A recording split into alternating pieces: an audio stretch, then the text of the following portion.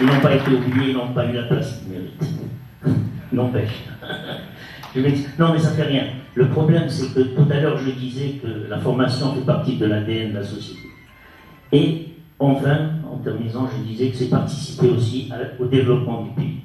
Et ça, c'est vrai. Chez nous, je vais vous raconter l'histoire des fraises au Maroc. Jusqu'en 1980-79, je m'approvisionnais en fraises dans la région d'Agadir.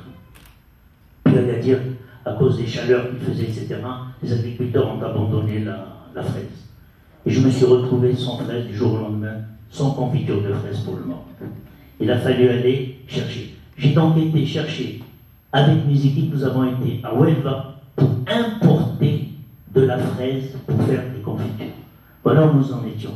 Mais arrivé à Huelva, devant l'agriculteur qui me disait, sur lesquels on discutait les prix, etc., je me suis rendu compte que la terre de Huelva, c'était et la température et le climat, c'était exactement la température et le climat de l'Arrache, et le terroir de l'Arrache.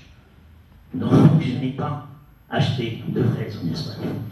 Je suis rentré et j'ai voulu cultiver ma fraise à Huelva, à l'Arrache, qui n'avait jamais connu de fraises du tout. Et donc il a fallu faire la formation des agriculteurs. Et nous avons planté 7 hectares de fraises dans le périmètre du Drader, dans le but, au départ, simplement de nous approvisionner en fraises pour pouvoir avoir des fruits pour nos confitures. Mais en fait, nous avons, pendant toute une année, pendant tout l'itinéraire technique de la fraise, nous avons reçu les agriculteurs, ça a duré exactement 9 mois.